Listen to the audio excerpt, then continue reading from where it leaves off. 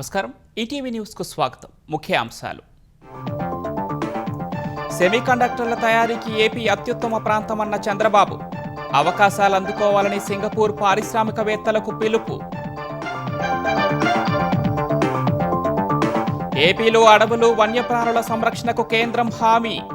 పులుల సంరక్షణ బేస్ క్యాంపుల పెంపుపై పవన్కు కేంద్ర మంత్రి హామీ.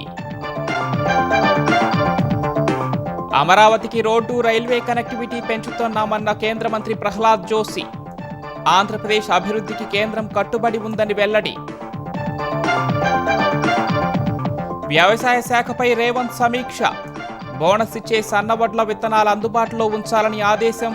సాంకేతిక వాడకంపై దిశానిర్దేశం. ఏసీబీకి చిక్కిన Telangana land and survey deputy director Narahari. ₹1 నగదు స్వాధీనం. పెద్ద మొత్తంలో ఆస్తుల గుర్తింపు. నీట్ పునఃపరీక్ష వేళ టెలిగ్రామ్ ప్లాట్ఫామ్పై కేంద్రం ఆంక్షలు. జూన్ 30 వరకు మెసేజ్ ఎడిటింగ్ ఫీచర్ను నిలిపేయాలని ఆదేశాలు. ప్రపంచంలో అత్యంత ప్రభావవంతమైన క్రీడాకారులు స్మృతి మంధాన. టైమ్స్ మ్యాగజైన్ ప్రకటించిన 100 మంది జాబితాలో చోటు.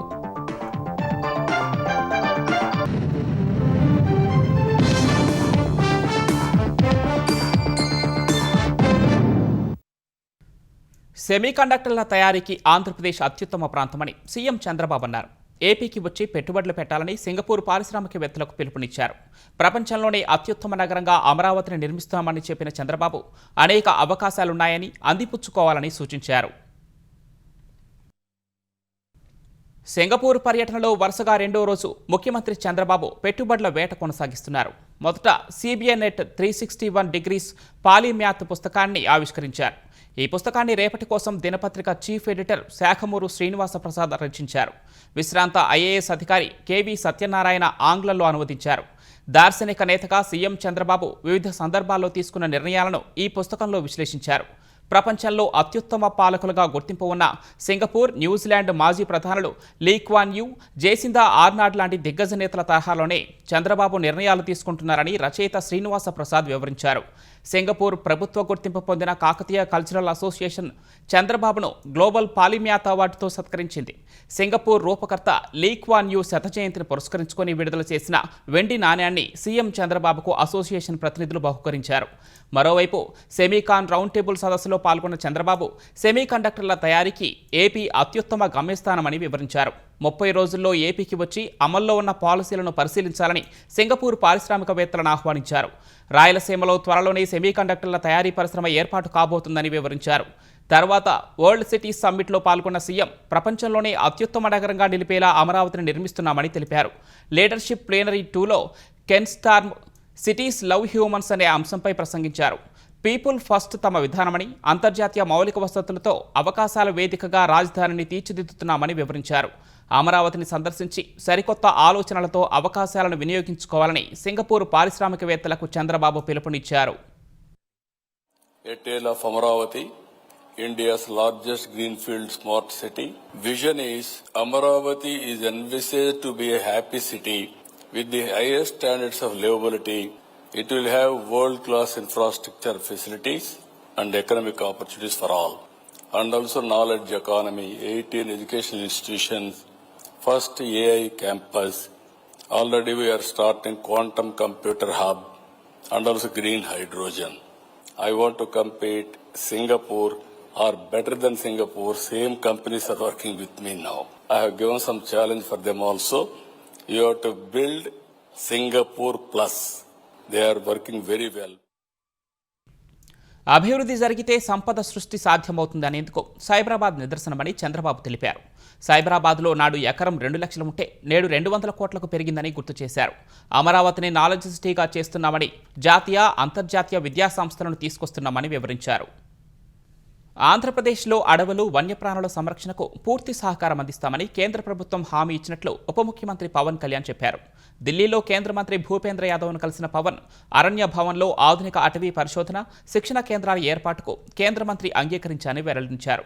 300 మంది చెంచి యువతకు ఉపాధి అవకాశాలు కల్పించే లక్ష్యంతో పులుల సంరక్షణ కోసం బేస్ క్యాంపుల సంఖ్యను 90 నుంచి 150కు పెంచాలని ప్రతిపాదించినట్లు తెలిపారు. అటవీ గస్తీ సిబ్బందికి బైకులు, డ్రై రేషన్, ఇతర సౌకర్యాల కోసం నిధులివ్వాలని విజ్ఞప్తి చేసినట్లు తెలిపారు. మధ్యప్రదేశ్ నుంచి 50 గౌర్లను పంపేందుకు ఆ రాష్ట్ర సీఎం అంగీకరించారని వివరించారు. సెప్టెంబర్, అక్టోబర్లో గౌర్లను తరలించే అవకాశం ఉందన్నారు. జన్యు వైవిధ్యం కోసం 6 ఆడపులుల అవసరాన్ని కేంద్రానికి వివరించామని తెలిపారు. మహారాష్ట్ర నుంచి 4, మధ్యప్రదేశ్ నుంచి 2 ఆడపులులను పంపాలని కోరినట్లు పవన్ తెలిపారు. గోదావరి కాలుష్యంపై సిపిసిబి బృందాన్ని పంపాలని విజ్ఞప్తి చేశామన్న ఆయన కాలుష్య నియంత్రణకు కేంద్ర సహకారం కోరినట్లు తెలిపారు. తీర ప్రాంతంలో మంగ్రూవ్స్, కాజూరిన్నా తాటి చెట్లు పెంపకానికి కేంద్ర సహకారం తీసుకుంటామన్న ఆయన గ్రేట్ గ్రీన్ వాల్ మిషన్ కింద భారీ స్థాయిలో మొక్కల పెంపకం జరుగుతోందని చెప్పారు. కేంద్ర ప్రాయోజిత పథకాల ద్వారా అదనపు నిధుల కోసం విజ్ఞప్తి చేయగా అన్ని ప్రతిపాదనలకు సానుకూలంగా స్పందించారని వెల్లడించారు. వీబీజీ రామ్జీ కింద ఆంధ్రప్రదేశ్కు దేశంలోనే 3వ అత్యధిక నిధులను కేటాయించడం పట్ల కేంద్ర గ్రామీణాభివృద్ధి శాఖ మంత్రి శివరాజ్ సింగ్ చౌహాన్కు ఉప ముఖ్యమంత్రి పవన్ కళ్యాణ్ ధన్యవాదాలు తెలిపారు. ఈ మేరకు ఢిల్లీలో చౌహాన్ను కలిసిన పవన్ ఈ నిధులతో ఏపీలో గ్రామీణ మౌలిక సదుపాయాలు, ప్రజల జీవనోపాధి అవకాశాలు మరింత బలపడతాయని ఆశాభావం వ్యక్తం చేశారు. ఏపీలో అమలవుతున్న పలు గ్రామీణాభివృద్ధి పథకాలు, ప్రాజెక్టుల పురోగతిపై వారు సుదీర్ఘంగా చర్చించారు. ఈ సందర్భంగా మహాత్మాగాంధీ జాతీయ ఉపాధి హామీ పథకం అమలు, పారదర్శకమైన సోషల్ ఆడిట్ విధానంలో ఏపీ దేశానికే ఆదర్శంగా నిలిచిందని కేంద్ర మంత్రి చౌహాన్ ప్రశంసించారు. ఏపీ సాధించిన ఈ విజయాలకు గుర్తింపుగా జూలై 1న ఆంధ్రప్రదేశ్ వేదికగానే వీబీజీ రామ్జీ జాతీయ స్థాయి ప్రారంభోత్సవాన్ని జాతీయ గ్రామ వికాస్ సమ్మేళనం నిర్వహించనున్నట్లు కేంద్ర మంత్రి తెలిపారు. గోదావరి పుష్కరాల దృష్ట్యా ఏపీలో 260 మోడల్ పంచాయతీలను అభివృద్ధి చేయడానికి వీబీజీ రామ్జీ కింద సహకారం అందించాలని పవన్ కోరగా అవసరమైన పూర్తి మద్దతును అందిస్తామని కేంద్ర మంత్రి హామీ ఇచ్చారని పవన్ తెలిపారు. And G-Ramji, there is a lot of false misappropriation was there. People without working, they used to draw salaries, whereas that's the reason why we have introduced facial recognition for all the wage seekers in Andhra Pradesh. And we have done the highest number of social audits conducted and live streamed for 13,396 Gram Sabhas and 660 block level public hearings. So in the last 1 year, 9 lakh works have been inspected by social audit. So these are the things which have been conveyed to Honorable Minister Shivraj Singh Chauhan ji, and I extend my heartfelt thanks and gratitude for standing by and giving such a priority to the state of Andhra Pradesh. Star cricketer Jonty roads AP విద్యాశాఖ మంత్రి నారా లోకేష్ను కలిశారు. క్రీడలు, యువజన అభివృద్ధి క్రీడా రంగంలో అద్భుతాల ఆవిష్కరణపై చర్చించారు. అంతర్జాతీయ ఉత్తమ పద్ధతులను అవలంబిస్తూ రాబోయే తరం ఛాంపియన్లను తీర్చిదిద్దడంపై జాంటీ రోడ్స్తో చర్చించినట్లు లోకేష్ వెల్లడించారు. ఆంధ్రప్రదేశ్ను ప్రపంచ స్థాయి క్రీడా హబ్గా తీర్చిదిద్దేందుకు తమ ప్రభుత్వం కట్టుబడి ఉందని స్పష్టం చేశారు. జాంటీ రోడ్స్ ప్రపంచవ్యాప్తంగా ఉన్న ఎందరో క్రీడాకారులు స్ఫూర్తిని నింపారన్నారు. క్రమశిక్షణ, అత్యుత్తమ ప్రతిభే లక్ష్యంగా దూసుకుపోయే లెజెండరీ క్రికెట్ను కలవటం సంతోషాన్నిచ్చిందని లోకేష్ తెలిపారు. తెలంగాణలో బోనస్ ఇచ్చే 7 రకాల సన్నవడ్ల విత్తనాలను అందుబాటులో ఉంచి వాటిపై సబ్సిడీ ఇవ్వాలని ముఖ్యమంత్రి రేవంత్ రెడ్డి అధికారులను ఆదేశించారు. వ్యవసాయ శాఖపై సమీక్షించిన సీఎం రైతు వేదికల్లో ఆ విత్తనాలను అందుబాటులో ఉంచాలన్నారు. సన్నవడ్లు పండించే రైతుల డేటాను సేకరించాలని చెప్పారు. వ్యవసాయ శాఖలో సాంకేతికతను మరింత పెంచుకోవాలన్న సీఎం ఏఐని మరింతగా వినియోగించాలని సూచించారు. సాంకేతికతలో అగ్రికల్చర్ వర్సిటీని నోడల్ ఏజెన్సీగా పెట్టుకుని విత్తన వడ్ల కొనుగోలులో వారితో సమన్వయం చేసుకోవాలని స్పష్టం చేశారు. అన్ని ఫెర్టిలైజర్స్కు యాప్ పెట్టాలన్న రేవంత్ యాప్లో బుక్ చేసుకునే యూరియాను రైతు వేదికల్లో పంపిణీ చేయాలని ఆదేశించారు. జిల్లా అదనపు కలెక్టర్కు యూరియా పంపిణీ బాధ్యతను అప్పగించాలని పేర్కొన్నారు. యూరియా, ఎరువుల కేటాయింపులపై తరచూ కేంద్రానికి లేఖలు రాయాలని సూచించారు. రామకుండం ఎరువులు మొత్తం తెలంగాణకే ఇవ్వాలని, కేంద్రంపై ఒత్తిడి తీసుకురావాలని అధికారులకు సీఎం ఆదేశాలిచ్చారు. ఎరువుల లభ్యతపై అన్ని పార్టీల ఎంపీల సమావేశం నిర్వహించి ప్రస్తుత పరిస్థితిని వివరించాలన్నారు. Telangana land records and survey settlement deputy director Sunkari Narahari ఆస్తుల చిట్టా 100 కోట్లకు చేరుకుంది. ఆదాయానికి మించిన ఆస్తులు కూడబెట్టారన్న సమాచారంతో రంగంలోకి దిగిన ఏసీబీ ఉదయం నుంచి ఆయన నివాసం సహా 12 చోట్ల సోదాలు చేస్తోంది. ఆయన సోదరుడి నివాసంలో ఏకంగా 1,10,00,000 రూపాయల నగదు వెలికి తీసింది. లెక్కించిన కొద్దీ బంగారు, వెండి ఆభరణాలు, భారీగా వ్యవసాయ భూములు, స్థిర చరాస్తులు బయటపడుతున్నాయి.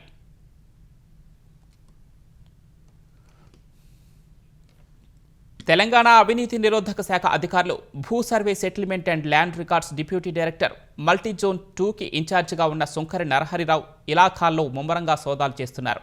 తెల్లవారుజాము నుంచే ఆయన నివాసం సహా మొత్తం 12 చోట్ల సోదాలు కొనసాగుతున్నాయి. తన పదవిని అడ్డం పెట్టుకుని నరహరి భారీగా ఆస్తులు కూడబెట్టినట్లు ఏసీబీ గుర్తించింది. గతంలో రంగారెడ్డి ఏడీగా పనిచేసిన సమయంలోనూ ఆయన అవినీతిపై పలువురు ఫిర్యాదు చేసినట్లు సమాచారం. ఈ నేపథ్యంలో ఇవాల్టి సోదాల్లో ఏసీబీ అధికారులు భారీగా ఆస్తులు గుర్తించారు. చత్రినాకలోని నరహరి సోదరుడి నివాసంలో సోదాలు చేస్తున్న అధికారులకు భారీగా నోట్ల కట్లు లభ్యమయ్యాయి. పడక గదిలోని మంచం కింద సజ్జాపై సంచుల్లో దాచిన 1,10,00,000 రూపాయల నగదును అధికారులు గుర్తించారు. 3 కిలోలపైనే బంగారు ఆభరణాలు, మరికొన్ని వెండి ఆభరణాలను వెలికి తీశారు.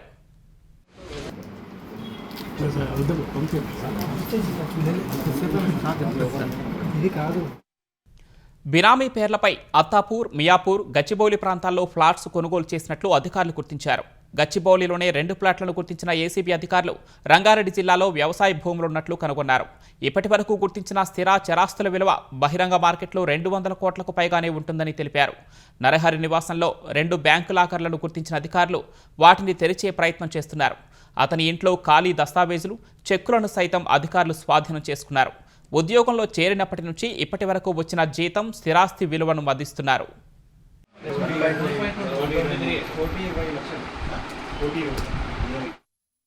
దేశంలోని వైద్య కళాశాలల్లో ప్రవేశాల కోసం నిర్వహించే నీట్ రీ ఎగ్జామినేషన్ను దృష్టిలో పెట్టుకుని దేశంలో టెలిగ్రామ్ ప్లాట్ఫారంపై కేంద్రం తాత్కాలిక ఆంక్షలు విధించింది. ఐటీ చట్టం సెక్షన్ 69A కింద జూన్ 22 వరకు దేశంలో టెలిగ్రామ్ యాప్పై నియంత్రణ విధించింది. జూన్ 21న జరగబోయే నీట్ యూజీ రీ ఎగ్జామినేషన్కు ఎలాంటి ఇబ్బందులు లేకుండా నేషనల్ టెస్టింగ్ ఏజెన్సీ ఎన్టీఏ సిఫార్సుతో ఈ మేరకు కేంద్రం టెలిగ్రామ్ ప్లాట్ఫారంపై నియంత్రణ చర్యలు చేపట్టింది. టెలిగ్రామ్లో జూన్ 30 వరకు మెసేజ్ ఎడిటింగ్ ఫీచర్ను పూర్తిగా నిలిపివేయాలని ఐటీ మంత్రిత్వ శాఖ ఆదేశించింది. నీట్ పరీక్ష ముగిసిన తర్వాత పాత టైం స్టాంప్తో నకిలీ పేపర్ లీక్ సాక్ష్యాలను ముఠాలు సృష్టిస్తున్నట్లు గుర్తించిన కేంద్రం వాటికి అడ్డుకట్ట వేసేందుకే మెసేజ్ ఎడిటింగ్ ఫీచర్పై నిషేధం విధిస్తున్నట్లు తెలిపింది. నీట్ పునః పరీక్షకు సంబంధించి ఎలాంటి ప్రశ్నపత్రాలు బయటకు రాలేదని, సామాజిక మాధ్యమాల్లో వచ్చే ప్రచారాన్ని అబద్ధమని ఎన్టీఏ తెలిపింది. షెడ్యూల్ ప్రకారమే జూన్ 21న నీట్ రీ ఎగ్జామ్ జరుగుతుందని ఎన్టీఏ తేల్చి చెప్పింది. పరీక్ష అప్డేట్స్ కోసం కేవలం ఎన్టీఏ అధికారిక వెబ్సైట్ను మాత్రమే చూడాలని సూచించింది. ఆన్లైన్ లేదా ఫోన్ ద్వారా ఎవరైనా మోసాలకు పాల్పడితే వెంటనే నేషనల్ సైబర్ క్రైమ్ హెల్ప్లైన్ 1930కి ఫిర్యాదు చేయాలని కోరింది. ఆంధ్రప్రదేశ్లో నీట్ పరీక్షకు హాజరయ్యే విద్యార్థుల కోసం ఏపీఎస్ఆర్టీసీ ప్రత్యేక చర్యలు చేపట్టినట్లు ఏపీ రవాణా శాఖ మంత్రి మండిపల్లి రాంప్రసాద్ రెడ్డి తెలిపారు. హాల్ టికెట్ చూపించి నీట్ పరీక్ష రాసే విద్యార్థులు ఆర్టీసీ బస్సుల్లో ఉచితంగా ప్రయాణించవచ్చని మంత్రి తెలిపారు. పరీక్ష కేంద్రాలకు సమయానికి చేరుకునే విధంగా ప్రత్యేక బస్సులను కూడా అందుబాటులో ఉంచాలని అధికారులను ఆదేశించినట్లు వివరించారు. విద్యార్థులు ఎలాంటి ఇబ్బందులు ఎదుర్కోకుండా అన్ని ఏర్పాట్లు పూర్తి చేశామన్నారు. పరీక్షల వేళ తల్లిదండ్రులపై ప్రయాణ భారం తగ్గించాలని ఈ నిర్ణయం తీసుకున్నట్లు మంత్రి తెలిపారు. నీట్ పరీక్ష రాసే ప్రతి విద్యార్థి ఈ సదుపాయాన్ని వినియోగించుకోవాలని సూచించారు. దేశంలోని అతిపెద్ద ఇంధన ప్రాజెక్టుల్లో ఒకటైన తమిళనాడులోని కోడంకుళం అణు విద్యుత్ కేంద్రం మరో ముందడుగు వేసింది. కోడంకుళం ప్రాజెక్టు యూనిట్ 5 రియాక్టర్ భవనంలో రియాక్టర్ ప్రెషర్ వెసెల్ను విజయవంతంగా ఏర్పాటు చేసినట్లు nuclear power corporation of India limited NPCL ప్రకటించింది. ఈ ఏర్పాటుతో యూనిట్ 5 నిర్మాణ పనులు మరింత వేగంగా సాగనున్నాయి. ఇది భారత్, రష్యా అణు సహకారానికి నిదర్శనంగా నిలవబోతోందని అధికారులు పేర్కొన్నారు. ఇటీవల అణుశక్తి నియంత్రణ మండలి యూనిట్ 5, యూనిట్ 6లో ప్రధాన పరికరాల ఏర్పాటుకు అనుమతినిచ్చింది. అనంతరం రియాక్టర్ ప్రెషర్ వెసెల్ను ఏర్పాటును విజయవంతంగా పూర్తి చేసింది. ప్రస్తుతం నిర్మాణంలో ఉన్న 3, 4, 5, 6 యూనిట్లు పూర్తయితే 6,000 మెగావాట్ల విద్యుత్ ఉత్పత్తి జరుగుతుంది. తమిళనాడు రైతులకు 75,000 వరకు ఉన్న సహకార పంట రుణాలను పూర్తిగా మాఫీ చేస్తున్నట్లు ముఖ్యమంత్రి విజయ్ ప్రకటించారు. 2025 మే 1 నుంచి 2026 ఫిబ్రవరి 28 వరకు సహకార బ్యాంకుల ద్వారా రైతులు తీసుకున్న 75,000 లోపు ఉన్న పంట రుణాలకు మాఫీ వర్తిస్తుందని వెల్లడించారు. ఈ మాఫీ వల్ల తమిళనాడు వ్యాప్తంగా 14.43 లక్షల మంది రైతులకు ప్రయోజనం చేకూరుతుందన్నారు. తద్వారా రాష్ట్ర ప్రభుత్వంపై 5,932 కోట్ల రూపాయల అదనపు భారం పడుతుందన్నారు. చెన్నైలోని సచివాలయంలో మంత్రులు, ఉన్నతాధికారులతో సమీక్షించిన సీఎం విజయ్ 75,000కు మించిన రుణాలు తీసుకున్న రైతులకు 35,000 వరకు రుణమాఫీ వర్తిస్తుందని వెల్లడించారు. సహకార బ్యాంకుల్లో రుణాలు తీసుకున్న చిన్న, సన్నకారు రైతులకు 50,000 వరకు రుణమాఫీని తమిళనాడు ప్రభుత్వం గత నెలలోనే ప్రకటించింది. అయితే రైతుల నుంచి వచ్చిన వినతుల మేరకు ఆ మొత్తాన్ని 75,000కు పెంచి ఆలోపు ఉన్న రుణాల వరకు పూర్తి మాఫీ వర్తిస్తుందని విజయ్ ప్రకటించారు. 14.43 లక్షల మంది రైతులకు చెందిన 6,000 కోట్ల రూపాయల మేర రుణమాఫీ చేయాలని ముఖ్యమంత్రి ఆదేశించినట్లు ప్రభుత్వం ఓ ప్రకటనలో వెల్లడించింది. పశ్చిమ బెంగాల్లో రాజకీయం దేశవ్యాప్తంగా ఆసక్తి రేకెత్తిస్తోంది. ఏమాత్రం పేరు ప్రఖ్యాతులు లేని Nationalist citizens party of India NCPI ఇప్పుడు ఒక్కసారిగా వార్తల్లోకి వచ్చింది.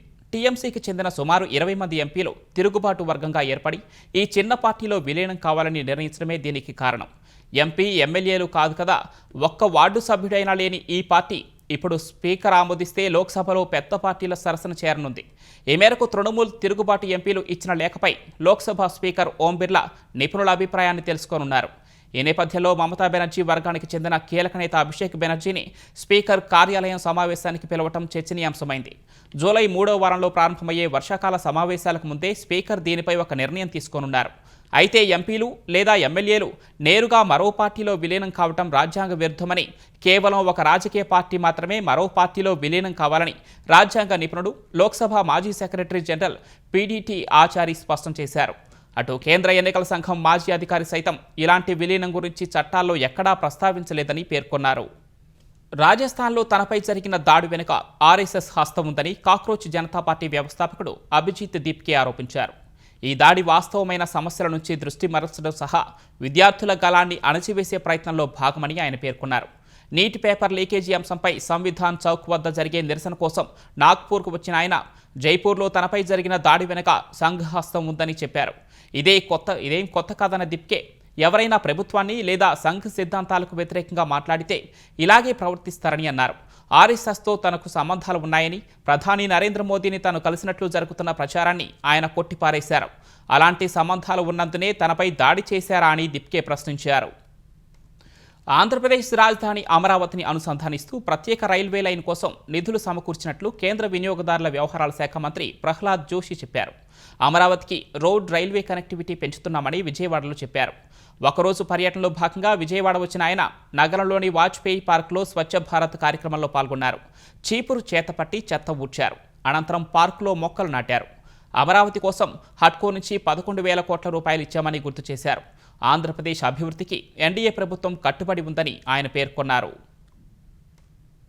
इनिशियली 15,000 करोड़ डेवलपमेंट के लिए माननीय मोदी जी ने दिया है. 11,000 करोड़ हडको ने फाइनेंसिंग किया है. New railway line worth 2,245 crore Amravati को कनेक्ट करने के लिए हमने दिया है. Other railway infrastructure, connectivity, safety, ये सब में एक बहुत बड़ा बदलाव इधर डबल इंजन सरकार होने के कारण आया है.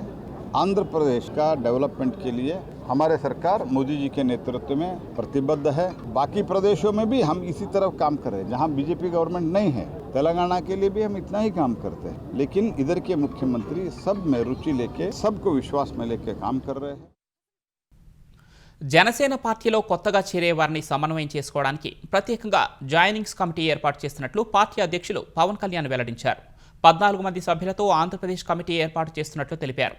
ఈ కమిటీలో కొత్తగా రాజ్యసభకు ఎంపికైన లింగమనేని రమేష్, ఎమ్మెల్యేలు బొలిశెట్టి శ్రీనివాస్, వంశీకృష్ణ శ్రీనివాస్, పంతం నానాజీ, మాజీ మంత్రి బాలినేని శ్రీనివాసరెడ్డి, మాజీ ఎమ్మెల్యేలు కిలారి రోషయ్య, సామినేని ఉదయభాను, సీనియర్ నేతలు Kotikalapudi Chinnababu, doctor Hariprasad, doctor Pedapudi Vijay Kumar, Korikana Ravikumar, Vampuru Gangulayya, TC Varun, Arani Madan ఉన్నారు. జనసేనలో చేరేందుకు ఆసక్తి కనబర్చే విద్యావంతులు, సామాజికవేత్తలు, ఇతర పార్టీల నేతలు, తటస్థులకు ఆహ్వానించే బాధ్యతను కమిటీకి అప్పగించారు. త్వరలోనే కమిటీ సమావేశం నిర్వహించి పార్టీలో చేరికలపై దిశానిర్దేశం చేయనున్నట్లు తెలిపారు. తెలంగాణలో కూడా జాయినింగ్స్ కమిటీ నియామకానికి సన్నాహాలు చేస్తున్నట్లు పవన్ తెలిపారు. ఆంధ్రప్రదేశ్ హోంమంత్రి అనితపై మాజీ మంత్రి, వైసీపీ నేత గుడివాడ అమర్నాథ్ చేసిన వ్యాఖ్యలపై ఉప ముఖ్యమంత్రి పవన్ కళ్యాణ్ అభ్యంతరం వ్యక్తం చేశారు.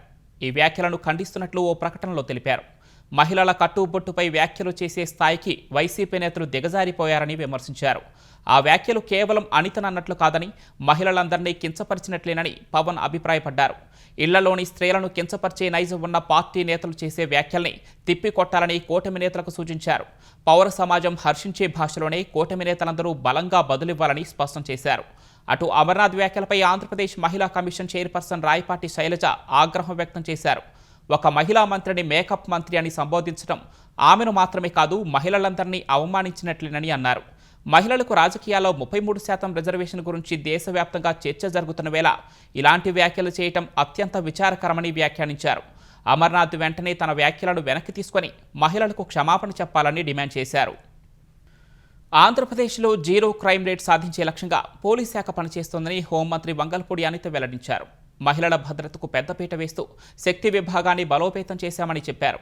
గత వైసీపీ హయాంలో నామమాత్రంగా తీసుకొచ్చిన దిశ చట్టానికి ప్రత్యేక విభాగాన్ని ఏర్పాటు చేసి శక్తి యాప్ అందుబాటులోకి తెచ్చామన్నారు. శక్తి యాప్ సహా వాట్సాప్ నంబర్కు అందిన ఫిర్యాదుల్లో అత్యధిక శాతం పరిష్కరించి మహిళలకు భద్రత కల్పించామన్నారు. 2000 మంది పైచిలుకు పోక్సో బాధితులకు అవగాహన కార్యక్రమాలు చేపట్టామని వెల్లడించారు. గత 2 ఏళ్లలో క్రైమ్ రేట్ 14% తగ్గిందని వివరించారు. ఈ 2 సంవత్సరాల్లో చూసుకుంటే చాలా కేసెస్లో పోక్సో కేసులు అరెస్ట్ అయిన వ్యక్తి బెయిల్ రాకుండానే కన్విక్షన్ పడిందంటే ఇన్వెస్టిగేషన్ ఎంత తొందరగా పూర్తి చేశాము, ఫోరెన్సిక్ రిపోర్ట్ ఎంత తొందరగా సబ్మిట్ చేశాము, ఎవిడెన్స్ ఎంత తొందరగా పోలీస్ డిపార్ట్మెంట్ సబ్మిట్ చేసింది, at the same time prosecution కూడా ఎంత ఎఫెక్టివ్గా పనిచేసిందని చెప్పడానికి ఇది ఒక నిదర్శనం.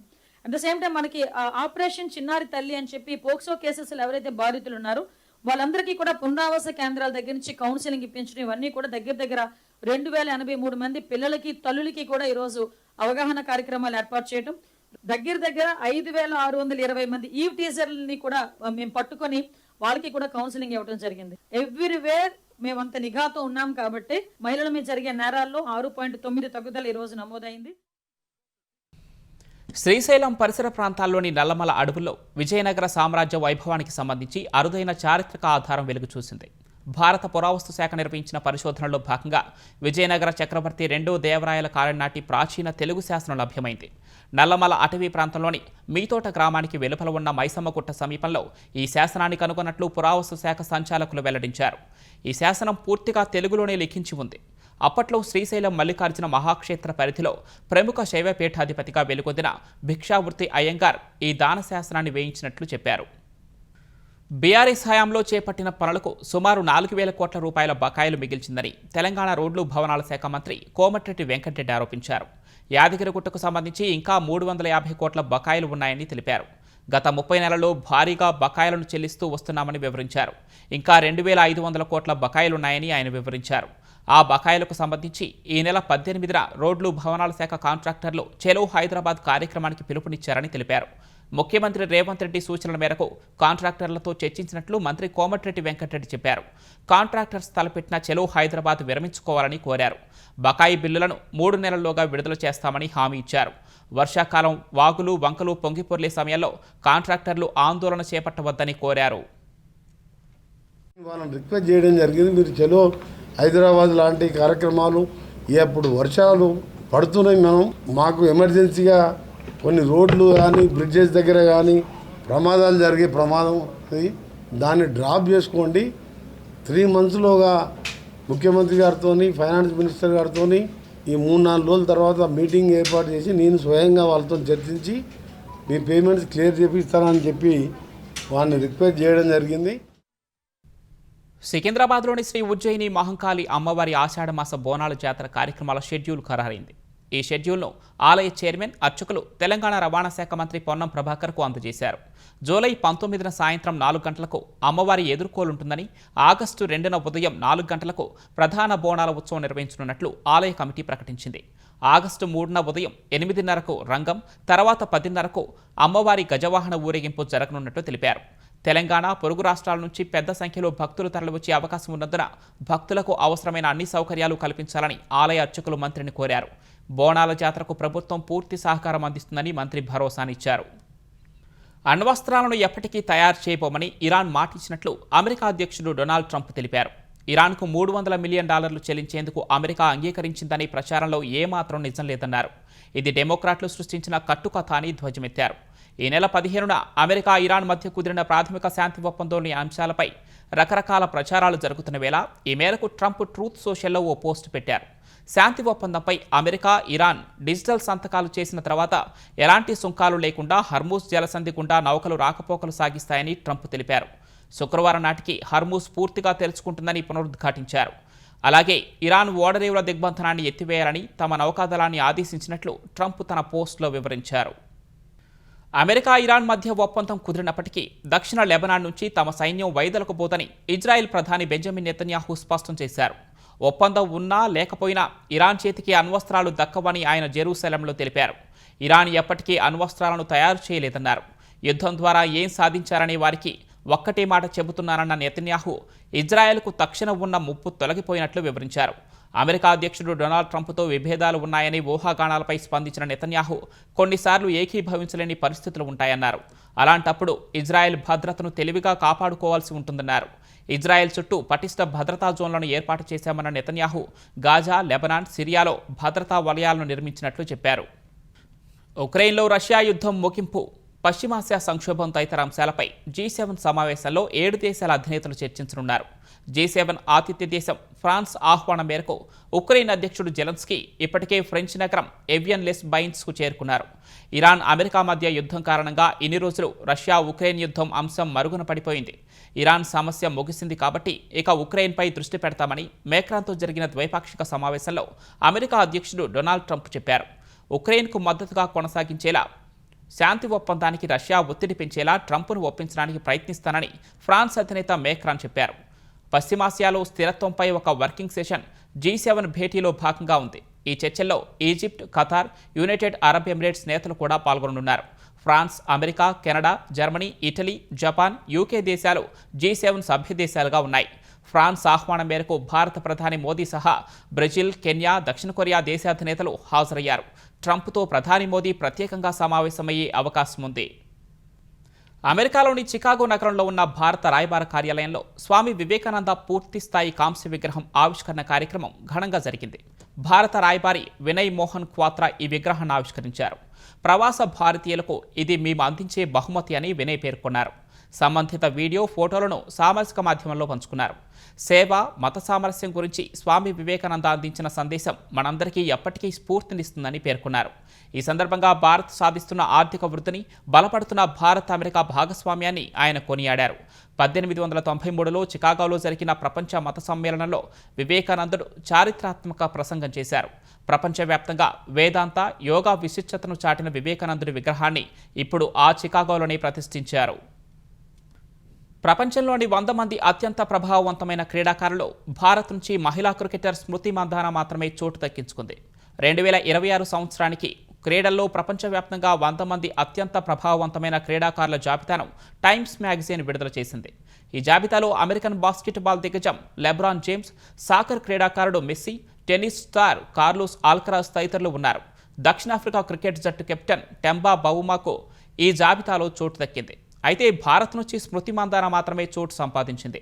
29 ఏళ్ల మందాన దేశవాళీ వన్డే మ్యాచ్లో డబుల్ సెంచరీ సాధించిన తొలి మహిళ అని టైమ్ మ్యాగజైన్ కీర్తించింది.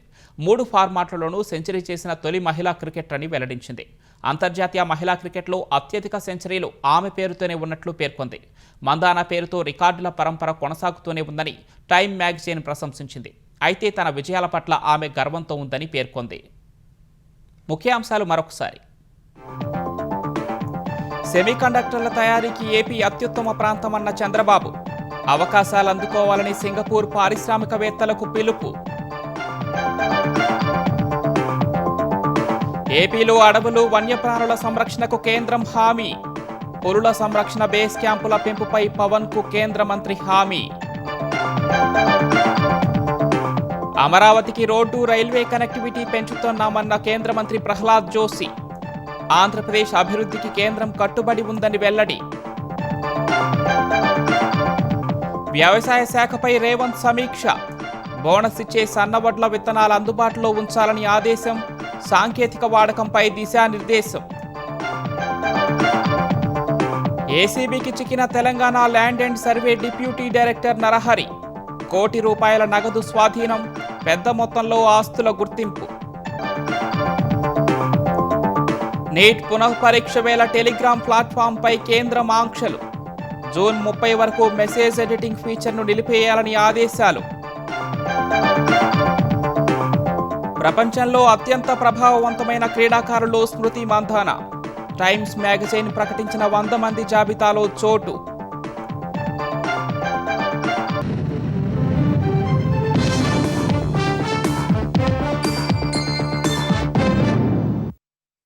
ఈటీవీ న్యూస్ సమాప్తం. నమస్కారం.